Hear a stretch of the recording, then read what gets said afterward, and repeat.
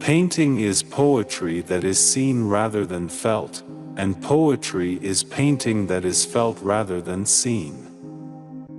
A painter should begin every canvas with a wash of black, because all things in nature are dark except where exposed by the light.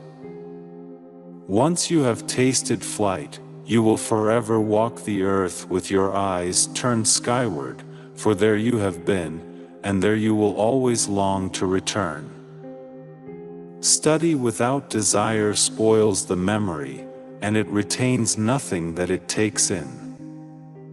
It had long since come to my attention that people of accomplishment rarely sat back and let things happen to them. They went out and happened to things. One can have no smaller or greater mastery than mastery of oneself. I have from an early age abjured the use of meat, and the time will come when men such as I will look upon the murder of animals as they now look upon the murder of men. Nothing can be loved or hated unless it is first understood. As a well-spent day brings happy sleep, so life well used brings happy death. If you are alone, you belong entirely to yourself. If you are accompanied by even one companion, you belong only half to yourself, or even less in proportion to the thoughtlessness of his conduct, and if you have more than one companion, you will fall more deeply into the same plight. I love those who can smile in trouble, who can gather strength from distress, and grow brave by reflection. 'Tis the business of little minds to shrink, but they whose heart is firm, and whose conscience approves their conduct, will pursue their principles unto death. There are three classes of people: those who see when they are shown, those who do not see. Principles for the development of a complete mind: study the science of art. Study the art of science. Develop your senses, especially learn how to see. Realize that everything connects to everything else.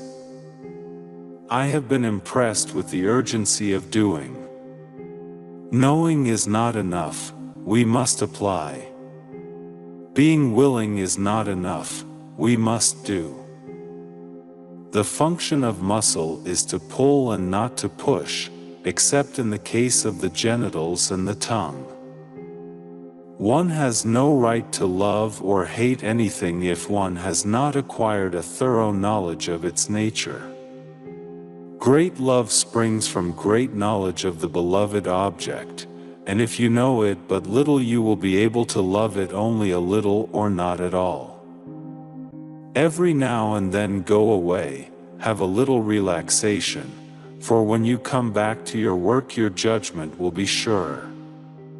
Go some distance away, because then the work appears smaller and more of it can be taken in at a glance, and a lack of harmony and proportion is more readily seen. You will never have a greater or lesser dominion than that over yourself. The height of a man's success is gauged by his self-mastery, the depth of his failure by his self-abandonment. And this law is the expression of eternal justice. He who cannot establish dominion over himself will have no dominion over others. The time will come when men such as I will look upon the murder of animals as they now look on the murder of men. Iron rusts from disuse, stagnant water loses its purity, and in cold weather becomes frozen. Even so does inaction sap the vigors of the mind. An average human looks without seeing, listens without hearing, touches without feeling, eats without tasting, moves without physical awareness, inhales without awareness of odor or fragrance, and talks without thinking. Where the spirit does not work with the hand, there is no art. I have offended God and mankind because my work didn't reach the quality it should have.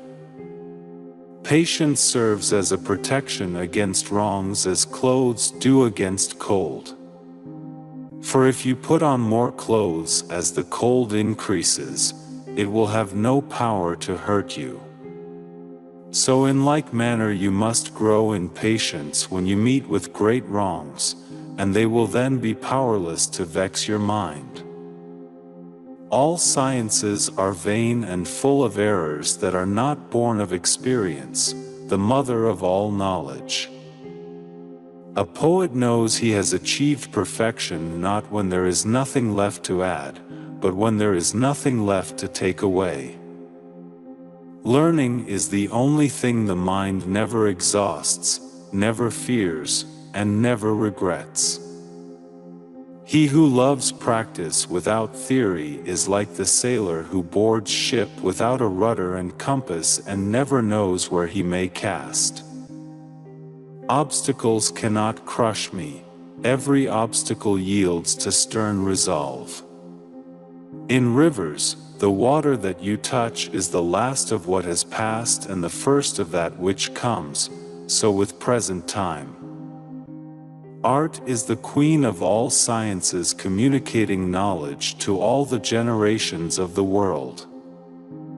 Marriage is like putting your hand into a bag of snakes in the hope of pulling out an eel. The acquisition of knowledge is always of use to the intellect, because it may thus drive out useless things and retain the good. For nothing can be loved or hated unless it is first known. Anyone who conducts an argument by appealing to authority is not using his intelligence, he is just using his memory. Simplicity is the ultimate sophistication. When once you have tasted flight, you will forever walk the earth with your eyes turned skyward, for there you have been, and there you will always long to return. Learning never exhausts the mind. Art is never finished, only abandoned.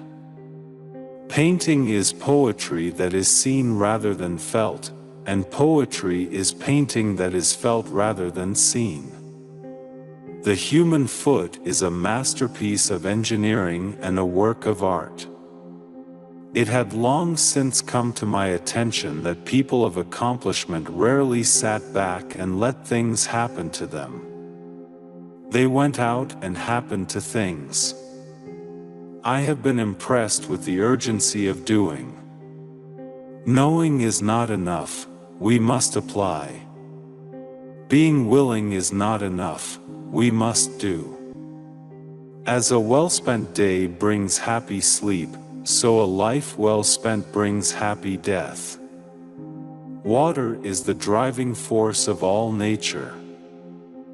As every divided kingdom falls, so every mind divided between many studies confounds and saps itself.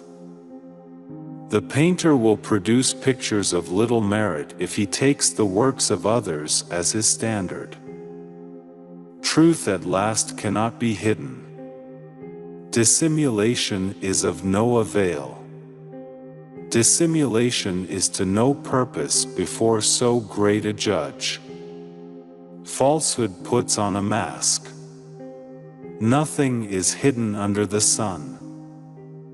Men of lofty genius, when they are doing the least work, are most active.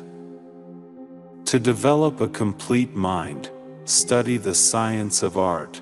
Study the art of science. Learn how to see. Realize that everything connects to everything else. The mind that engages in subjects of too great variety becomes confused and weakened. Many have made a trade of delusions and false miracles, deceiving the stupid multitudes. While human ingenuity may devise various inventions to the same ends, it will never devise anything more beautiful, nor more simple, nor more to the purpose than nature does, because in her inventions nothing is lacking and nothing is superfluous. If you find from your own experience that something is a fact and it contradicts what some authority has written down, then you must abandon the authority and base your reasoning on your own findings. The worst evil which can befall the artist is that his work should appear good in his own eyes. Truly man is the king of beasts, for his brutality exceeds them. We live by the death of others. We are burial places. Iron rusts from disuse, stagnant water loses its purity and in cold weather becomes frozen. Even so does inaction sap the vigor of the mind. So we must stretch ourselves to the very limits of human possibility. Anything less is a sin against both God and man. Just as a well-filled day brings blessed sleep, so a well-employed life brings a blessed death. Having wandered some distance among gloomy rocks, I came to the entrance of a great cavern. Two contrary emotions arose in me, fear and desire: fear of the threatening dark cavern, desire to see whether there were any marvelous things in it. Man has much power of discourse which for the most part is vain and false. Animals have but little, but it is useful and true, and a small truth is better than a great lie.